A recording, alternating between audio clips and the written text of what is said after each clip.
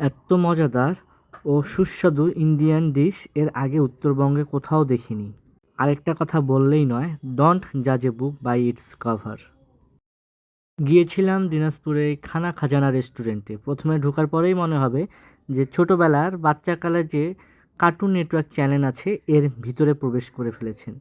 তারা ইন্টেরিয়রকে এত সুন্দরভাবে সাজিয়েছে যে আপনি যদি আপনার ফ্যামিলির বাচ্চা কাচ্চা নিয়ে আসেন, তারা এখানে এনভায়রনমেন্টটা খুব বেশি এনজয় করবে।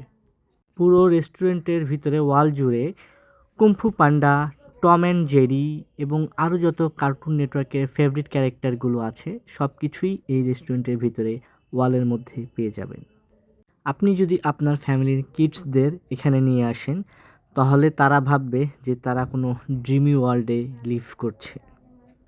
চলেন এবার খাবারের দিকে যাওয়া যাক। ইন্ডিয়ান কুইজিনের মধ্যে ছোলা বাটোরা এবং দোসা আমার খুবই ফেভারিট, তাই দুটো প্লেটারই অর্ডার করেছিলাম।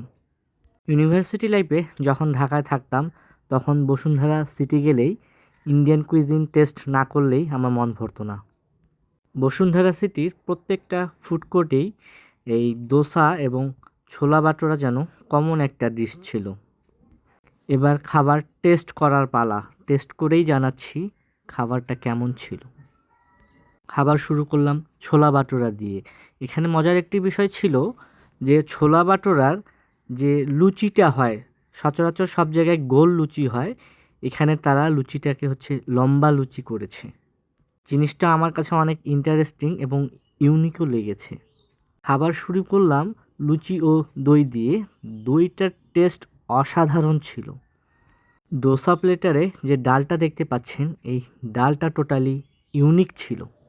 খানা খাজানা রেস্টুরেন্টে একটা জিনিস আমি ফিল করেছি, হতে পারে আমি ভুল, তবে আমার মনে হয়েছে যে এখানকার যে ওনার, তারা হয়তো হিন্দু সম্প্রদায়ের মারোয়ারি ফ্যামিলিতে বিলং করে।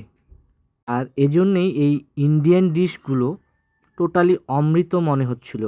এই ইন্ডিয়ান ডিশগুলো তাদের হাতে কিন্তু খুবই টেস্টিভাবে তৈরি হয়। আসলে এখানে টোটাল মুখ্য বিষয়টা হচ্ছে যে যে কাজে পারদর্শী।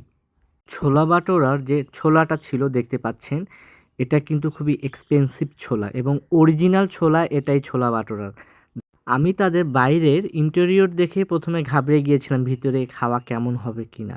তো যখন ভিতরে আসলাম, ভিতরে ইন্টেরিয়র আমাকে টোটালি সারপ্রাইজ করেছে এবং যখন খাওয়ার টেস্ট করলাম, খাবারের টেস্টে আমি টোটাল স্যাটিসফাই হয়ে গিয়েছি।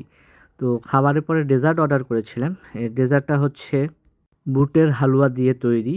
এটাও কিন্তু তাদের সিগনেচার একটা আইটেম হিসেবে বলতে পারেন, কারণ আমি সচরাচর আমার এক মারোয়ারি ফ্রেন্ডের বাসায় এই বুটের হালুয়াটা খাই তাদের যখন কালী পুজো হয়।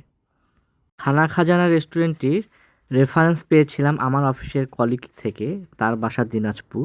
তো আমার সাথে আমার একটা ফ্রেন্ডও গিয়েছিল। তো প্রথমেই সেও বাহির থেকে দেখে একটু ভ্যাকাচ্যাকায় পড়ে গিয়েছিল যে কেমন না জানি এই রেস্টুরেন্টের খাওয়া হয়। তো আমি তাকে অভয় দিয়ে বললাম, যেহেতু রেফারেন্সেই এসেছি, চল ভিতরে গিয়ে ট্রাই করেই দেখি, তারপর না হয় দেখা যাবে কি আছে আজকে রেজেকে। আমার ফ্রেন্ডটি দোসা খেয়ে দোসার টোটালি প্রেমে পড়ে যায়, কারণ এদের দোসার ভিতরে মানে এরা মাসালা দোসা সেল করে। তো এই দোসার ভিতরে একদম মাসালাদার একটা ইনগ্রিডিয়েন্ট ছিল, যেটা হচ্ছে আলু এবং বিভিন্ন সবজি দিয়ে তৈরি করা ছিল, যা এর আগে কখনো আমি কোনো রেস্টুরেন্টে পাইনি। তো আপনারা দিনাজপুরের খানা খাজানা রেস্টুরেন্টে কবে যাচ্ছেন কমেন্টে জানাতে ভুলবেন না এবং খাবার টেস্ট করে আপনাদের ফিডব্যাক আমাকে জানাতে পারবেন। আর পরিশেষে আমার চ্যানেলটি সাবস্ক্রাইব করবেন।